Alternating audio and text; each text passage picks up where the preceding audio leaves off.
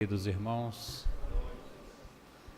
é com muita alegria que comparecemos a esta casa mais uma vez para falar do Evangelho de Jesus, da consoladora doutrina espírita e pedir ao Mestre que nos ajude a falar daquilo que procede do meu coração para os seus corações, porque somente assim a mensagem evangélica é assimilada por nós. O Evangelho dos Humildes, que vai ser o título, que é o título da nossa reflexão desta noite. Vamos fazer considerações sobre a humildade como uma condição especialíssima para que o Evangelho encontre morada em nossos corações. Nós vamos ver nas duas primeiras lâminas que mostraremos que o Mestre Jesus, nos seus ensinos, ele se dirigia a dois povos distintos. Ele se dirigia a um povo que vem realizando a sua trajetória evolutiva desde o início neste planeta Terra. Mas também se dirigia a um povo que veio de fora, que veio de outras regiões do espaço, um povo mais avançado tecnologicamente, um povo mais adiantado intelectualmente, mas um povo que não avançou nessa virtude especial chamada humildade. E esse povo estava atrapalhando o progresso do seu planeta. Necessário foi então que fosse transferido para a Terra. E aqui cumpriria uma dupla missão. Auxiliaria no progresso intelectual do nosso planeta. Forneceriam elementos genéticos para o aperfeiçoamento físico, corporal, biológico da raça humana, ainda naquela época bastante tosca. E também ressarciriam suas dívidas e teriam a oportunidade de se regenerarem e retornarem ao planeta natal, ao planeta querido, a eles. Por isso, no Velho Testamento, encontramos a figuração do reino perdido, da expulsão do paraíso, num povo que sempre olhou para as estrelas, suspirou pelas estrelas, desejava alguma coisa que eles não sabiam muito bem o que eram, mas sabiam que era fora da terra. Por isso, os antigos egípcios e outros povos antigos tinham bastante preocupação e pesquisa na área da astronomia. Estudavam as estrelas, porque eles vieram de lá. Vamos ver duas passagens interessantes que podem corroborar o que nós estamos falando nesse instante. Em Mateus, capítulo 4, versículo 16 a 18, nós vemos o Senhor Jesus dizendo assim: o povo que estava assentado em trevas viu uma grande luz. E aos que estavam assentados na região e sombra da morte, a luz raiou. Desde então, começou Jesus a pregar e a dizer: arrependei-vos, porque é chegado o reino dos céus. Estão vendo na passagem que a mensagem se destina a dois povos? Havia um povo que estava sentado em trevas. Esse povo viu uma grande luz. Uma grande luz era a profecia do advento do nosso Mestre Jesus aqui na terra. Ao povo que estava assentado em trevas, que somos provavelmente todos nós, os nativos do planeta, uma grande luz surgiu para nós, que nós não conhecíamos essa grande luz. Por isso, o artigo indefinido, uma grande luz. Mas havia um povo aqui na terra, que é o segundo povo, que estava assentado na região e sombra da morte. A luz raiou, a artigo definido, a luz que eles já conheciam, porque ao chegarem no planeta foram recebidos por esse mestre inovidável, que os acolheu, os recebeu, os alentou, os fortaleceu, disse a eles que tivessem fé, que tivessem coragem, que tivessem esperança, porque eles reencarnariam num planeta saindo da sua situação de primitividade. Aquele povo acostumado a um conforto científico, tecnológico muito mais amplo, teria que reencarnar num povo semi-bárbaro. Mas Jesus os animou, os deu esperanças e prometeu a eles que em determinado instante ele em pessoa viria ao planeta para conduzir aquele rebanho à sua oportunidade redentora. Então a luz raiou. Povos diferentes.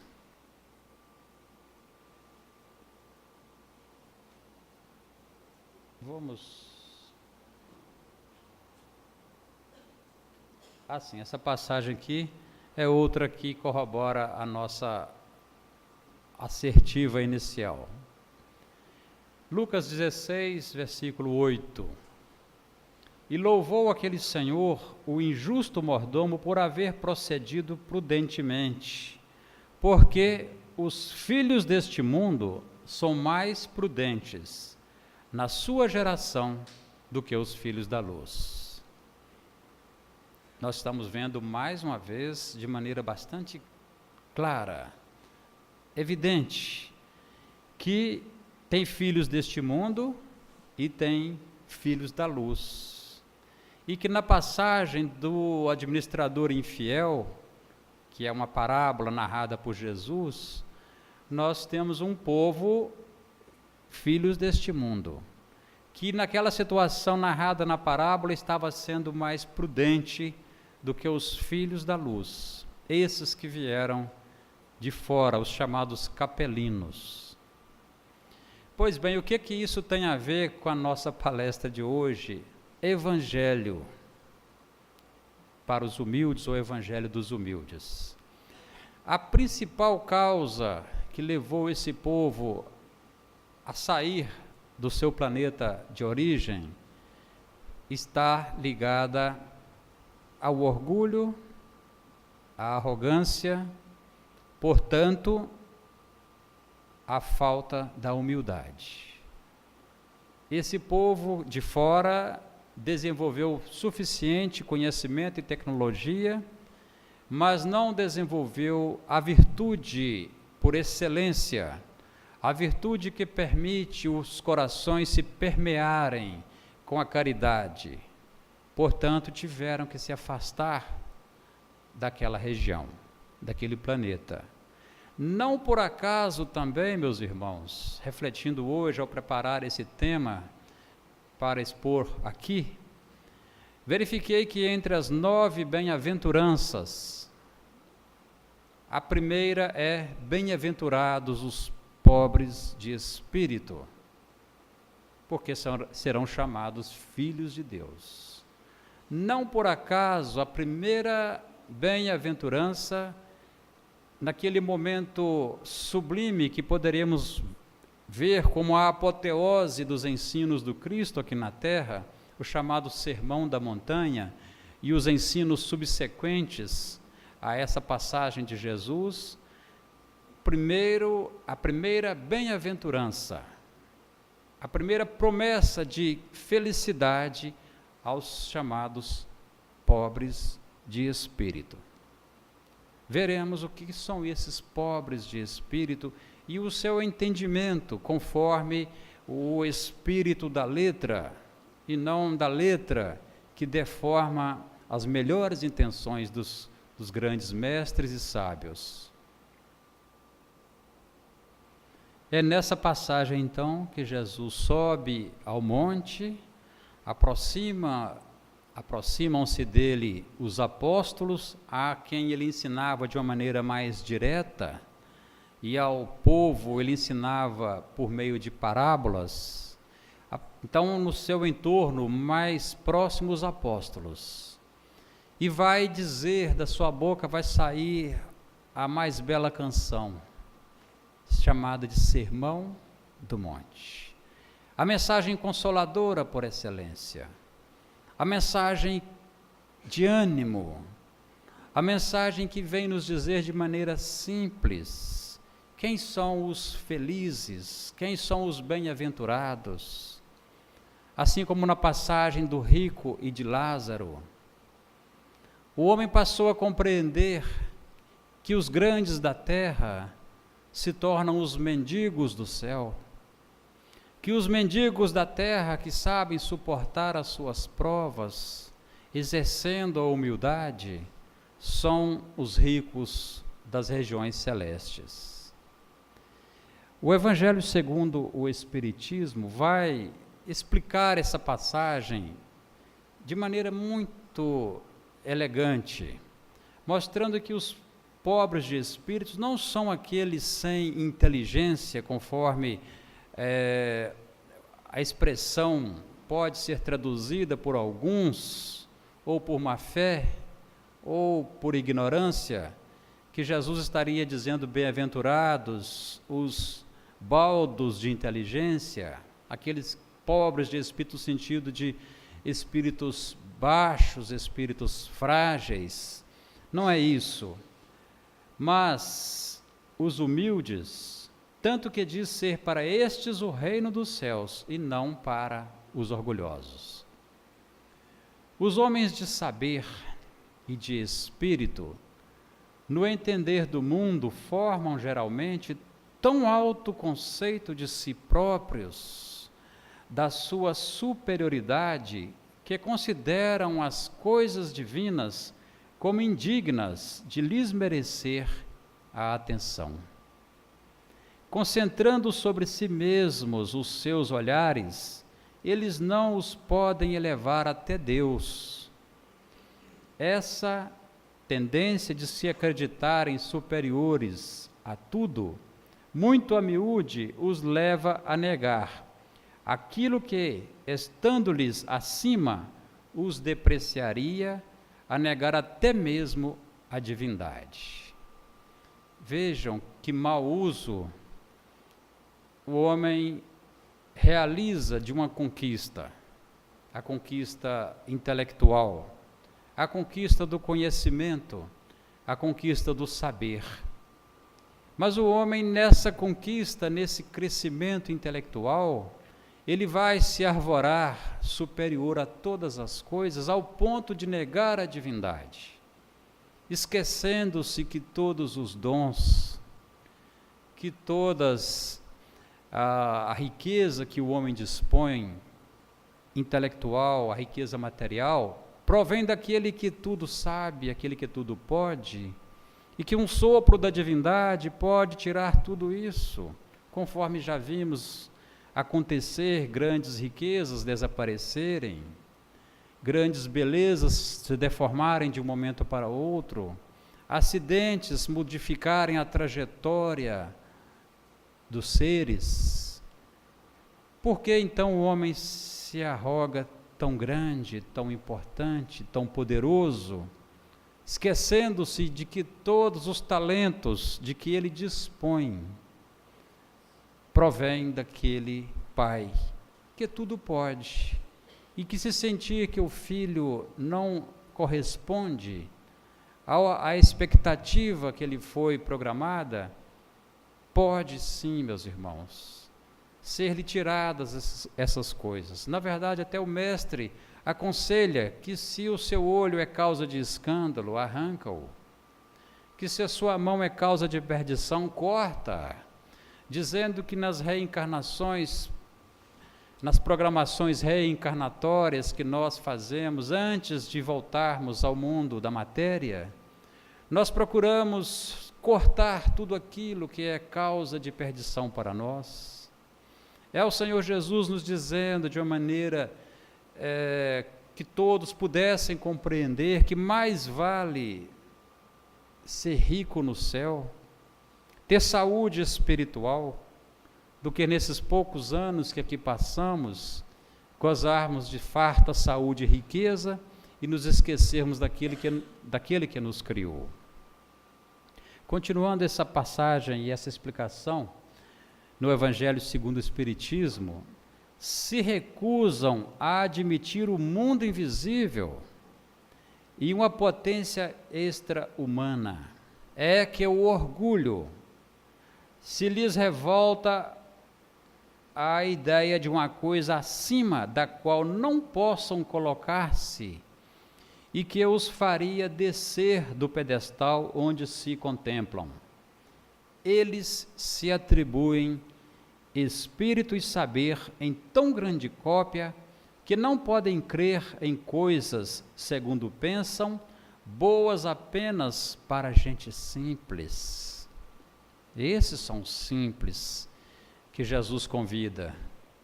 Dizendo que o reino dos céus é dos simples, quis Jesus significar que a ninguém é concedida a entrada nesse reino sem a simplicidade do coração e humildade de espírito. Em todas as circunstâncias, Jesus põe a humildade na categoria das virtudes que aproximam de Deus, e o orgulho entre os vícios que dele afastam a criatura. Aquele que se julga bastante poderoso, bastante sábio, se afigura como uma garrafa, pensemos numa garrafa que já esteja cheia. O recipiente está completo, ele se basta, ele se completa. Como que haverá espaço para se colocar algo novo? Onde haverá espaço para que o ser tire de si algo e receba uma novidade, uma vez que ele se entende completo, uma vez que ele acha que se basta? A sabedoria divina terá instrumentos para o despertar do ser. A bênção do tempo, trabalhada com a sabedoria dos mestres espirituais, vai convocar aquele irmão à vivência da humildade e da simplicidade de coração, para que nesse instante o recipiente já esteja um pouco mais vazio e possa acolher nova luz, novos conhecimentos de natureza evangélica, e iniciar então um processo de redenção. Imaginemos o servidor que recebe o instrumento para o trabalho e em determinado instante levanta aquela ferramenta e parte na direção daquele que lhe ofereceu o trabalho. Que pensar desse irmão? É o mesmo que recebe o dom da inteligência, as oportunidades de ser criado numa família que lhe proporcione condições de desenvolver o intelecto, as oportunidades de uma boa escola, de uma boa universidade, de um trabalho que lhe explore a inteligência, lhe faculte mais crescimento e mais ciência. Ora, talentos cedidos pelo Pai, ferramentas oferecidas por Deus para que aquele servo trabalhe o campo, a lavoura que está à nossa frente, uma lavoura imensa que requer trabalhadores aguerridos e fortes, porque a implantação do reino de Deus na terra é a tarefa sublime para todos nós, e são com as nossas mãos que o Mestre conta. E como contar com as mãos dos orgulhosos, dos vaidosos, dos arrogantes, que ainda não compreenderam a efemeridade de uma existência diante do eterno? daqueles que confundem as coisas, entendendo que é aqui o objetivo maior da existência e não acolá na vida maior que nos aguarda. Pensemos, meus irmãos, é para isso que nós estamos aqui, convidando a todos nessa reflexão, porque se eu posso envolver a todos, me permitam, ainda há muito para podermos dizer de coração que somos humildes, que somos mansos e humildes de coração. Creio que ainda há muito caminho a percorrer para alcançarmos a virtude salvadora, a virtude redentora da humildade, que abre campo para novos conhecimentos e novos trabalhos.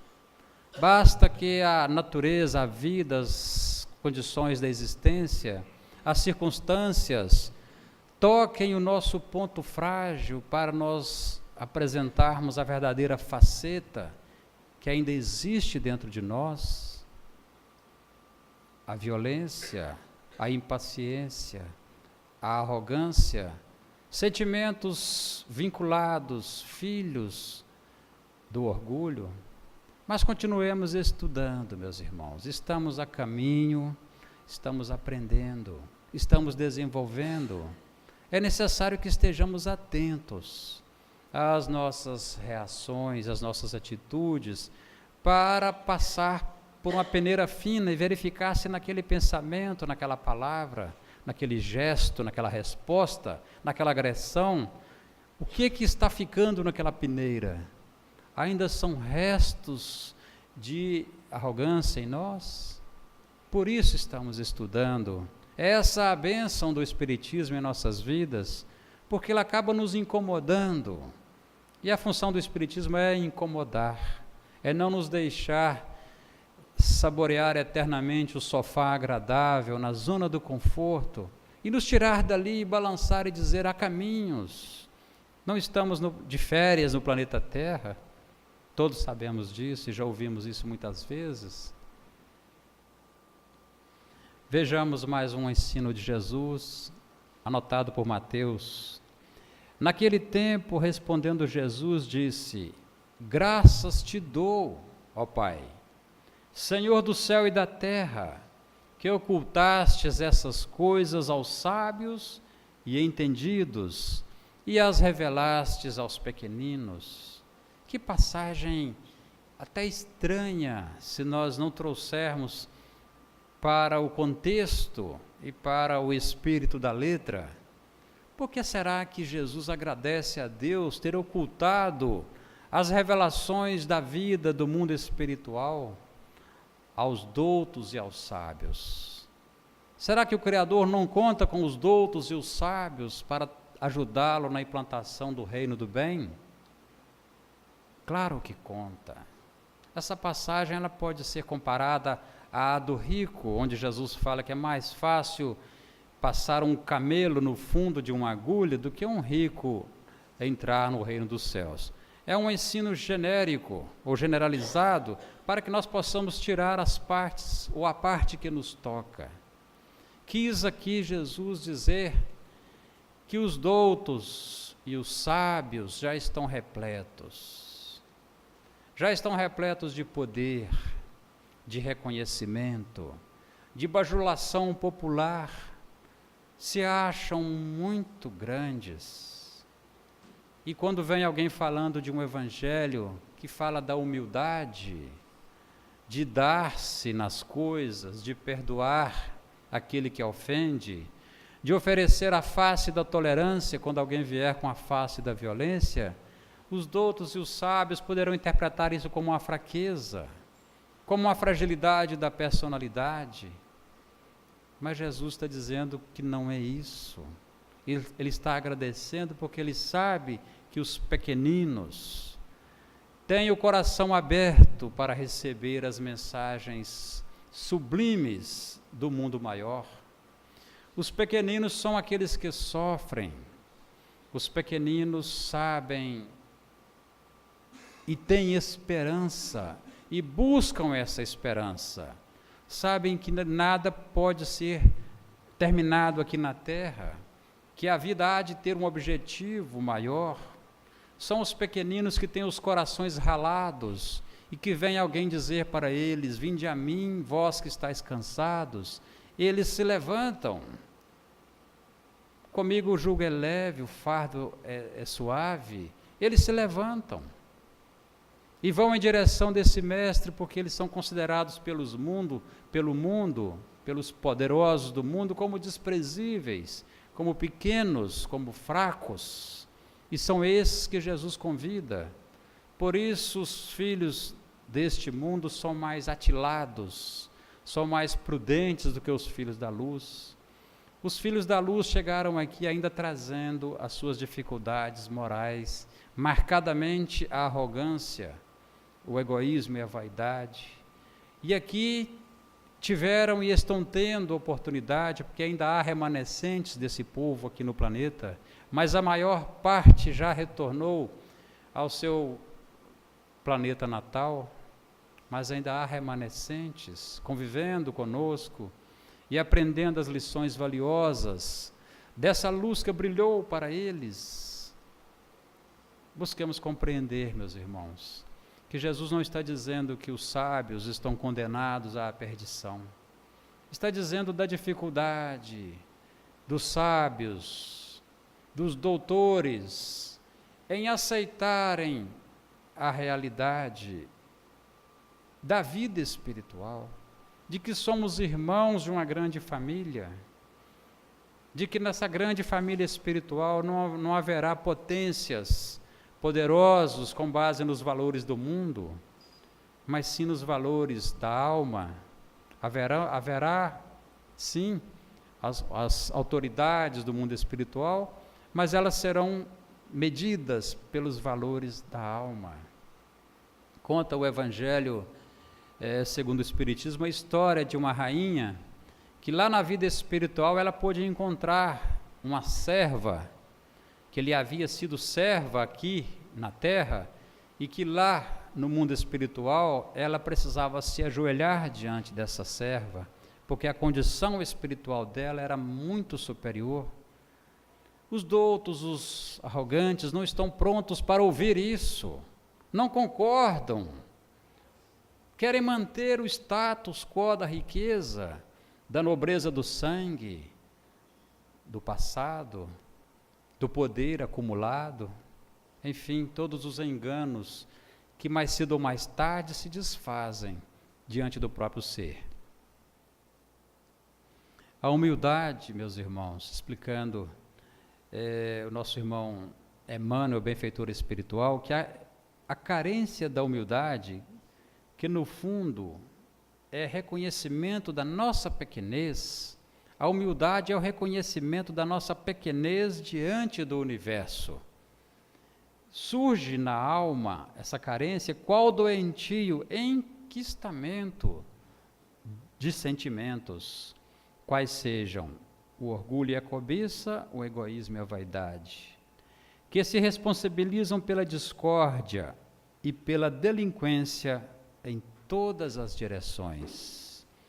Sob o fascínio de semelhante negação, ergue as orragues de revolta contra todos os que lhe inclinem o espírito ao aproveitamento das horas, já que, sem o clima da humildade, não se desvencilha da trama de sombras a que ainda se vincula no plano da animalidade, que todos deixamos para trás após a auréola da razão.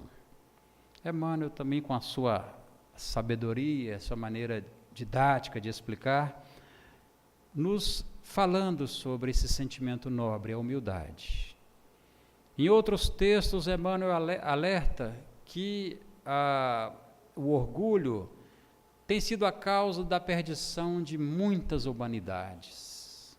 Muitas humanidades se perderam, não somente humanidades que realizaram ciclos evolutivos neste planeta, mas como em outras moradas da casa do Pai, muitas se perderam pelo orgulho. Mas adianta que é pela humildade que elas alcançarão a sua redenção. Por isso, essa virtude tão importante, por isso estarmos aqui nesta noite, para falar dessa virtude, a mais excelente das virtudes, tão excelente que ela não pode ser falada, porque aquele que se arvora em humilde já começou a mostrar que não é humilde. Portanto, aquele que tem essa virtude nem sabe que a possui, nem sabe. Ela é reconhecida nas outras pessoas.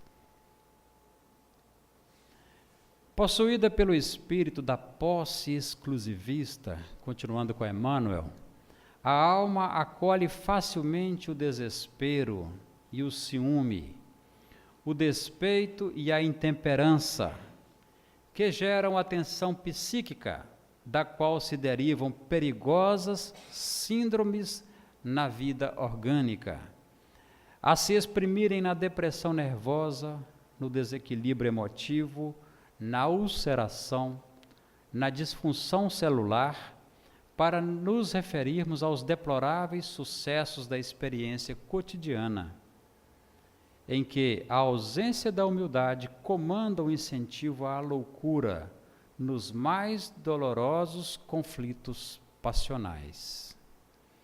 Quem retrata em si os louros dessa virtude quase desconhecida, aceita sem constrangimento a obrigação de trabalhar e servir a benefício de todos, assimilando deste modo a bênção do equilíbrio e substancializando a manifestação das leis divinas que jamais alardeiam as próprias dádivas. A interpretação é ampla, mas nós vimos que a ausência da humildade, ela pode trazer e traz o adoecimento do próprio corpo, traz as graves questões passionais. Quem, na sua vida de relações familiares, cotidianas, com os irmãos, com a esposa, com os filhos, não terá que exercer a humildade em muitas situações? Quem não terá que fazer que não ouviu determinadas frases, palavras ditas no momento de intemperança? Porque também a outra parte, em determinado instante, fará de conta que não ouviu, fará de conta que não prestou atenção naquilo que foi dito. E isso é o exercício da humildade, para que o núcleo familiar, entre irmãos, entre família, ele persevere na sua tarefa de encaminhar espíritos, dados como filhos, tarefa assumida. Então, a falta da humildade, ela atrapalha a vida de relações, porque quem não é humilde não está disposto a ceder, não está disposto a abrir mão dos seus pontos de vista, e vai exigir imenso sacrifício e renúncia daquele que convive ao seu lado.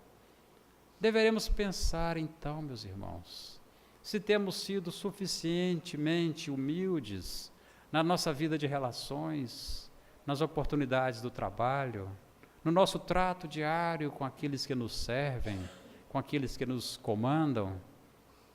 Pensemos. Humildade não é servidão. É, sobretudo, independência. Veja que interessante que Emmanuel fala, gente. Prestemos atenção.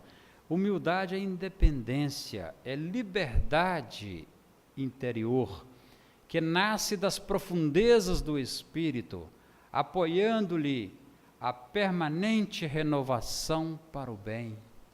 Quem é humilde não é escravo, é livre. Ele se liberta na prática dessa virtude. Cultivá-la é avançar para frente sem prender-se, é projetar o melhor de si mesmo sobre os caminhos do mundo, é esquecer todo o mal e recomeçar alegremente a tarefa do amor a cada dia, refletindo-a do céu para a terra, em penhor de redenção e beleza. O Cristo de Deus nasceu na palha da manjedoura e despediu-se dos homens pelo braço da cruz. Então, aquele que foi o maior entre nós, deu o maior exemplo de humildade. Bezerra de Menezes, no livro Comentários Evangélicos, falando sobre essa passagem do Cristo, diz que Jesus foi pobre, porém distribuiu imenso cabedal de fluidos curadores. Jesus não tinha uma pedra onde repousar a cabeça, mas é Senhor do mundo, é governador deste planeta. Sem influência no cenário político, entretanto, Rei dos Reis. Sem mais ampla liberdade, sem fortuna e sem posição de relevo, libertou, enriqueceu e elevou espiritualmente a todos que o desejaram. Por que reclamar? Pede aqui para nós, Bezerra de Menezes, por que reclamar condições melhores para agir no campo do bem, se o Salvador do mundo, sua luz e esperança, viveu em humildade e pobreza e perseguido pelos grandes? Ele, por confiar em Deus, é o sublime dispensador da paz e da saúde, despertando consciências, atraindo os que se extraviaram no caminho, consolando os aflitos. À semelhança de Jesus, continua Bezerra, sede ricos de recursos interiores, portadores da fé e da esperança. Se o fordes, multiplicareis o pão, transformareis angústias em plenitude espiritual e colaborareis com ele na redenção efetiva e inadiável da terra. É esse convite que nós estamos recebendo do mundo maior, colaborarmos com Jesus na grande tarefa, e sem humildade não teremos como dar o primeiro passo, porque vamos encontrar aqueles que vão aceitar o Evangelho Redentor, mas encontraremos aqueles que vão zombar, encontraremos aquele que vai nos dar a esmola, encontraremos aqueles que cuspirão na nossa mão, e sem a humildade nós desanimaremos na primeira investida, no primeiro trabalho, na primeira tarefa, no primeiro obstáculo. Não é para mim, essa tarefa é muito pesada, eu não consigo, vou voltar. Vai voltar, sim, vai voltar muito mais vezes no processo reencarnatório, para que entenda que nós somos convidados ao trabalho redentor com Jesus, e não somente em favor das pessoas, mas principalmente em favor daquele que trabalha. O Evangelho segundo o Espiritismo, capítulo 7, anotações de Kardec, no item 10, diz que de que vale apresentar a luz a um cego? Necessário é que antes se lhe destrua a causa do mal. Daí vem que, médico hábil, Deus primeiramente corrige o orgulho. Ele não deixa ao abandono aqueles de seus filhos que se acham perdidos, porquanto sabe que cedo ou tarde os olhos se lhes abrirão. Quer, porém, que isso se dê de moto próprio, quando, vencidos pelos tormentos da incredulidade, eles venham de si mesmos lançar-se-lhe nos braços e pedir-lhe perdão. Quais filhos pródigos? Quantos de nós não adentramos aquela porta, ou adentramos a doutrina espírita, vindos de processos dolorosos, vindo de situações difíceis em nossas vidas, vindos de mediunidades torturadas? Quantos, meus irmãos? Adentramos aqui em busca de socorro. São processos da lei para o despertar do espírito. São demonstrações do grande poder de Deus em nossas vidas, para que nos entendamos como herdeiros do Pai, sim, mas ainda diamantes, necessitados de burilamento, sempre diamantes, sempre importantes para o Pai, mas ainda necessitados de passar pelo buril, pelas experiências, pelas oportunidades, para fazer brilhar essa luz diante dos homens e diante de nós mesmos. Meus amigos, caminhando para a nossa conclusão, diz Paulo, o apóstolo, no capítulo 15 de O Evangelho segundo o Espiritismo: meus amigos, agradecei a Deus o haver permitido que pudesseis gozar a luz do Espiritismo. Não é que somente os que a possuem hajam de ser salvos, é que, ajudando-vos a compreender os ensinos do Cristo, ela vos faz melhores cristãos. Esforçai-vos, pois, para que os vossos irmãos, observando-vos, sejam induzidos a reconhecer que verdadeiro espírita e verdadeiro cristão são uma só e a mesma coisa. Dado que todos quantos praticam a caridade são discípulos de Jesus. Todos os dias agradeçamos a Deus a oportunidade de havermos travado contato com a doutrina espírita nesta vida. Através da doutrina espírita, nós podemos colher os depoimentos verdadeiros dos irmãos que já partiram para a vida espiritual. E são eles que vêm relatar para nós o seu estado de maior felicidade ou de infelicidade. A segunda parte de o livro O Céu e o Inferno, de Allan Kardec, é constituída de depoimentos desses irmãos que vêm prestar um grande serviço à humanidade, mesmo trazendo as suas experiências dolorosas, vêm prestar um grande serviço à humanidade. Isso certamente lhes foi computado em suas fichas evolutivas, porque eles tiveram a coragem de vir relatar para nós. As reuniões mediúnicas são cheias dessas situações. Não passa uma reunião mediúnica sem que nós não possamos colher a experiência ditosa, menos ditosa, mais aflitiva dos nossos irmãos.